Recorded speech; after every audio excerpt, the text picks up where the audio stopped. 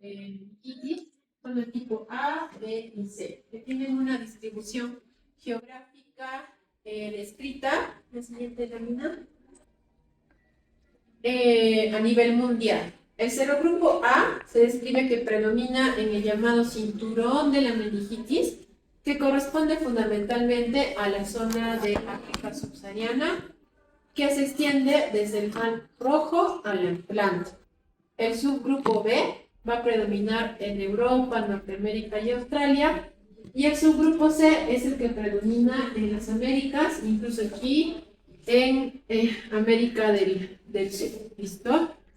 Este subgrupo puede producir inclusive brotes comunitarios, se han descrito en Estados Unidos y Canadá. En general, aquí en nuestro país, han buscado la incidencia de meningitis por meningococo y pueden ir como de 5 casos al año, o sea, no es tan frecuente. Donde es más frecuente es en Europa, y allí sí tienen vacuna contra el meningococo. Aquí, si ustedes revisan el calendario de vacunación, no tenemos vacuna contra el meningococo, pero las mamitas sí lo pueden adquirir de manera particular. Continúa, doctorita. ¿Qué es lo más importante de reconocer o de tener en cuenta cuando estamos ante la sospecha de una infección por meningococo? Es el momento del tratamiento. ¿Listo? Se describe que aproximadamente el 50% de los pacientes tienen una tasa, pueden morir si es que no se les da tratamiento. E inclusive si es que reciben tratamiento temprano, un 10% de estos pacientes pueden llegar a fallecer. Esta enfermedad meningocócica invasiva en verdad es letal, y a pesar de todos los antimicrobianos que tenemos ahora, 1 de cada 10 pacientes que han recibido tratamiento van a tener fatalidad. Entonces, retrasar el tratamiento no va a ser una opción si estamos sospechando de esta infección. Continúa, doctorita. Con respecto a la clínica, puede iniciar o tiene una fase inicial que es poco sugerente de una infección severa. Inician con fiebre, malestar, escalofríos, mialgias, por ahí náuseas o vómitos, que pudiéramos pensar que es una patología benigna, algún resfrío, una virosis, ¿listo? Pero esto prontamente puede llegar a la fase 2, que se llama como de divergencia clínica, en la que ya hay un compromiso neurológico, rigidez de nuca, fobia o alteración de la conciencia. Esto ocurre, o estos síntomas ocurren en menos de 1/3 de los pacientes que tienen esta infección.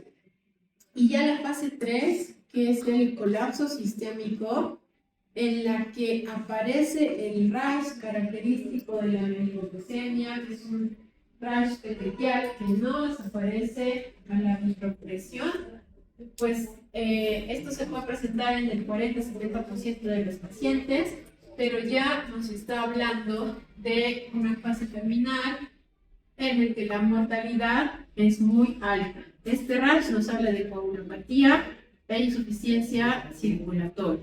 ¿Continúa, doctorita? Entonces, las presentaciones clínicas más frecuentes del meningococo son la septicemia y la meningitis.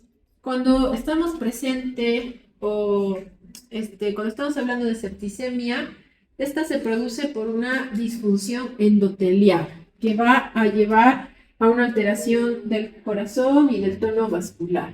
Pero en la meningitis solamente hay una inflamación meningia y fuga capilar de las meninges que va a llevar al edema cerebral. ¿Listo? En los signos vitales, pues en una sepsis vamos a tener frialdad distal, llenado capilar más prolongado y puede haber hipotensión.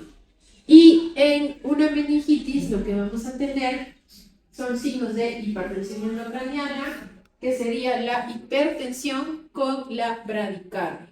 ¿Listo? Los signos neurológicos en la septicemia, al inicio no vamos a tenerlos, a menos que haya ya un fallo sistémico que va a llevar a la reducción de la conciencia. Pero en la meningitis, sí, esta presentación o síntomas neurológicos van a ser más tempranos, ¿listo? Que pueden ir desde pupilas dilatadas o desiguales, y lo más tardío, que sería la presencia del papiledema por la hipertensión endocraniana. Estas dos presentaciones pueden estar aisladas, o sea, tener solo un paciente con sepsis por meningococo, o meningitis con sospecha de meningococo, o presentarse a la misma vez. ¿Listo? Continúa, doctorita. Y cuando estamos en emergencia, debemos estar muy atentos de nuestros signos vitales. ¿Listo? Si tenemos un paciente que está letárgico, con frialdad distal, llenado capilar muy prolongado, pero su presión arterial está normal, no podemos decir, no, este paciente no está en shock, porque ya la frialdad distal nos está diciendo que hay una vasoconstricción que no está permitiendo que haya una irrigación adecuada en las extremidades. Y esa vasoconstricción al inicio mantiene la presión arterial normal. Cuando ya hay una hipotensión, pues ya ese mecanismo de vasoconstricción, esa autorregulación se pierde, y ya estamos muy tarde para el manejo del paciente. Bien, continúa, doctorita. El otro punto es lo que les mencionaba sobre el rash, ¿listo? Este rash petequial que aparece y que no desaparece con la presión o la vitropresión, es una manifestación de hemorragia, ¿listo? De la coagulación intravascular que está pasando en la piel en este pacientito, y puede estar presente en cualquier parte del cuerpo.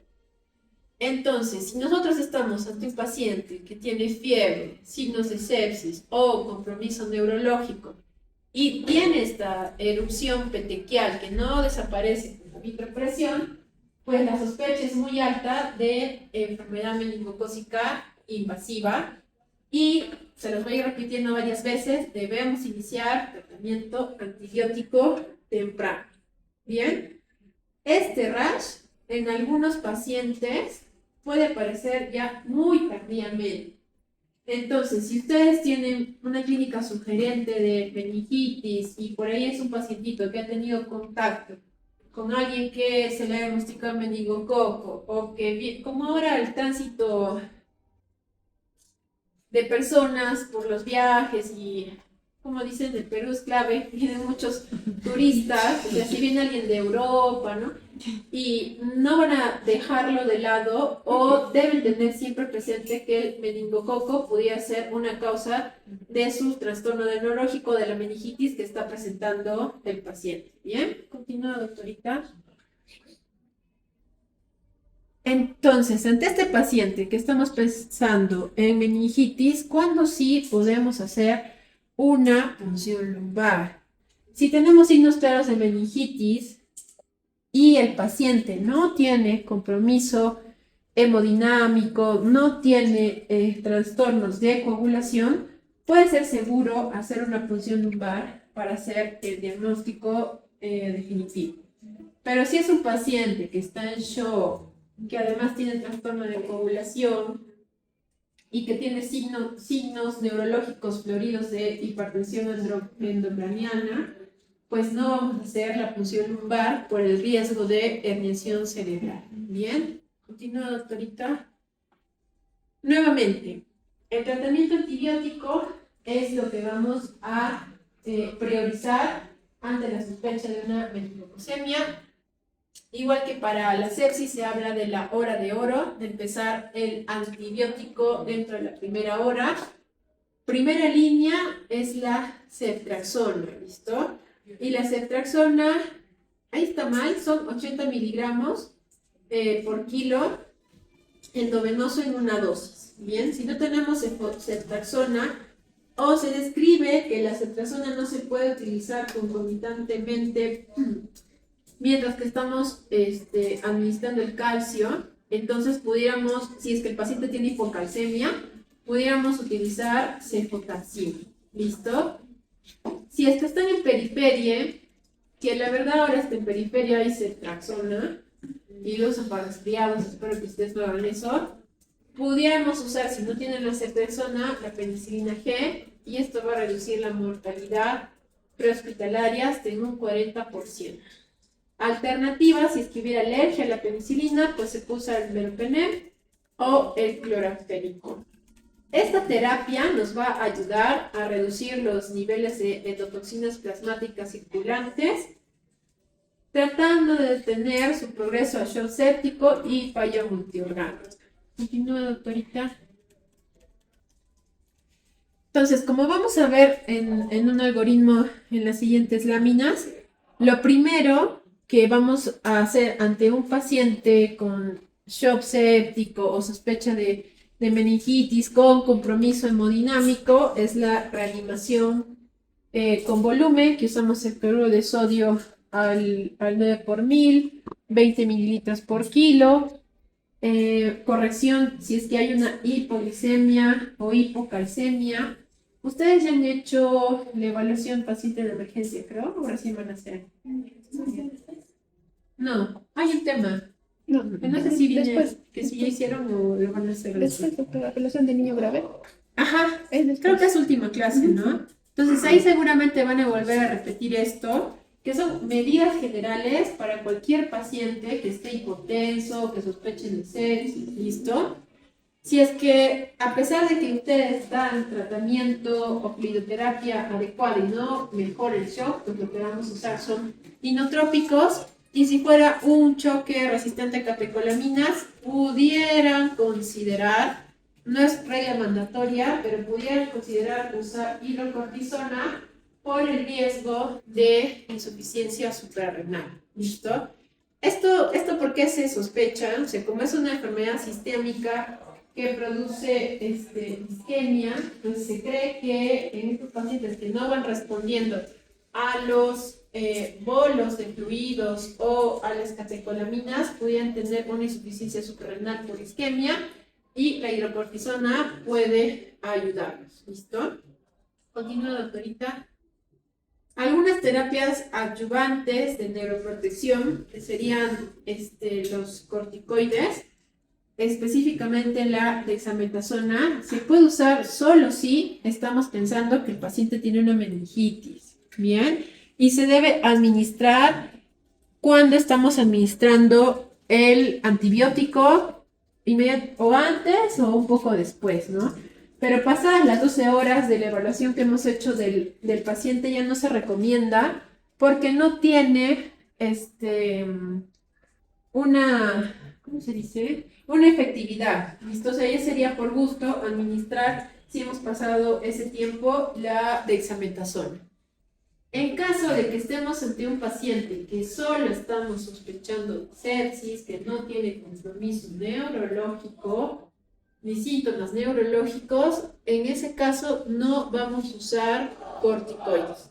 Hay algunas terapias nuevas, antiendotoxinas o proteína C activada, que se pudieran usar, pero su beneficio en niños todavía no está claro. Entonces, no tenemos más que el tratamiento antibiótico oportuno y corticoides sí podemos usar si es que estamos pensando en meningitis. Continúa, doctorita. Luego tenemos este algoritmo que nos ayuda mucho ante la presencia de un paciente con septicemia, que puede estar con o sin shock, o una meningitis que estamos sospechando que sea bacteriana o que tenga estos dos síntomas, como hemos ido mencionando, y que además, que no es que se presente tempranamente, pero que además ya tenga pues el rash característico, debemos sospechar en meningitis por meningococo, derivar al paciente tempranamente y de inicio no vamos a pensar en hacer la punción lumbar, pero sí en dar el tratamiento antibiótico, ¿listo? O sea, la punción lumbar, si la podemos hacer en un paciente estable, como vamos a ver más adelante, no debe retrasar el inicio de la primera dosis de antibiótico, que se da 80 miligramos por kilo. ¿Bien? Continúa, doctorita. Ahora, ante este paciente, si es un paciente que tiene, o sea, esto ya es para saber cuándo sí vamos a hacer la punción lumbar y los cuidados neurológicos que tenemos que tener.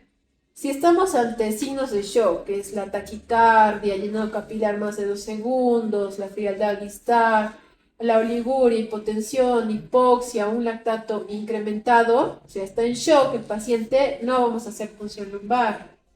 Ahora, si no está en shock, pero tiene síntomas neurológicos, que puede ser la convulsión, la rigidez, algún signo neurológico focal, el papiledema, o ojos de muñeca, o ya se está convulsionando, o hay una disminución en el Glasgow, tampoco vamos a hacer la punción lumbar. ¿Listo?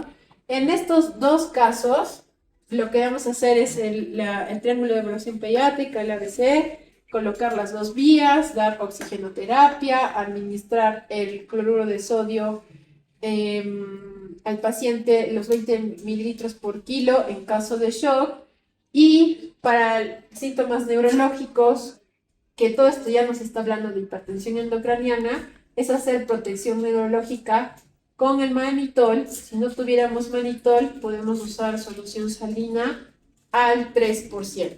¿Listo? Y como tiene ya un compromiso neurológico, y si es que el Glasgow está en disminución, pues lo más probable es que tengamos que intubar al paciente y así intubado hacer el traslado, si es que están en periferia, a un lugar de mayor complejidad. ¿Listo? En el caso de la neuroprotección, a la siguiente doctorita, lo que vamos a ir viendo, ¿no? Además de los fluidos que ya hemos hecho, la intubación que te ponen acá para el pacientito, es el monitoreo correcto de la hipoglicemia, acidosis, hipocalemia, hipocalcemia, hipomagnesemia, inclusive si es que el paciente tiene anemia, ¿listo? En estos pequeñitos. Y para las convulsiones, creo que eso fue el año pasado, ¿no? Pero para recordarles, si estamos ante un paciente que está convulsionando, usamos de inicio midazolam, no tenemos nosotros lorazepam, pero sí tenemos midazolam. Después del midazolam, si es que no es efectivo para una convulsión, pues usamos la fenitoína, que eso sí tenemos, pero si es que a pesar de haberle puesto el midazolam, poner la fenitoína en infusión, el bol y luego la infusión, pues debiéramos usar ya anestésicos, que ellos nos ayudan, el personal de la UCI, como el tiopental o el tiopental en infusión con el midazolam. Bien, continúa, doctorita. Ahí se ha repetido la lámina. Entonces, una vez que hemos hecho ya nuestro manejo oportuno del paciente, debemos de preocuparnos de las personas que han estado en contacto con ese niño. Sus hermanitos, su mamá, su papá. ¿Listo? La quimioprofilaxis para el meningococo es a todos, ¿listo? Sin importar su estado de inmunización. Como les digo, aquí en el Perú es muy probable que ese niño, el hermanito del que tiene la meningococemia, no esté vacunado. Entonces le tenemos que dar el tratamiento profiláctico. La profilaxis se hace con la rifampicina. ¿Alguien sabe para qué más se usa la rifampicina? ¿Se acuerda? Para tuberculosis, ¿no es cierto? El problema aquí es que nuestras licenciadas de los programas de tuberculosis difícil sueltan los medicamentos para otra patología que no sea tuberculosis. ¿Bien? Entonces, en nuestro medio puede ser un poco más difícil de conseguirlo, a pesar de que lo tenemos gratis. Y en personas adultas, tener la precaución de que va a interferir con los anticonceptivos orales y está contraindicado en embarazadas. ¿Qué si tenemos a la mano? Ceftriaxona intramuscular, que no le vamos a poner a un niño chiquitito, más de 15 años, pero el ciprofloxacino sí podemos usar en dosis única, vía oral. ¿Listo? Esto o sea, además de dar esta quimioprofilaxis, a la familia, las personas que están en contacto, que han estado en contacto con el niño, antes de hacer el diagnóstico, ser personal de salud, también debe utilizar la quimioprofilaxis. Y una vez que ya tenemos la sospecha y le hemos dado tratamiento al niñito, durante las primeras 24 horas también se deben tener precauciones con las gotitas de Fluger, porque todavía durante las primeras 24 horas, a pesar del tratamiento antibiótico, pueden ser contagiosos. ¿Listo? Continúo, doctorita. Una vez que se ha resuelto el problema en el paciente, debemos estar atentos de algunas secuelas post-infección. Es raro, pero entre el 11 y 19% pueden tener algunas complicaciones irreversibles o discapacitantes, que van desde un deterioro neurológico o convulsiones, inclusive pérdida de la audición sensorial, en aproximadamente el 3% de los casos. Y en el seguimiento de estos pacientes, pues se requiere hacer una prueba de audición a las 4 semanas que se van al alta, o por la sepsis y la isquemia distal que presentan estos niños, pueden tener amputaciones o alteraciones en las placas de crecimiento óseo. Y otro problema es en las articulaciones, que puede haber un síndrome inflamatorio postinfeccioso que se puede manifestar como artritis en el 10% de los casos, y generalmente es monoarticular y en articulaciones grandes como rodilla, codo, tobillo, y aparecen de 4 a 12 días postinfección.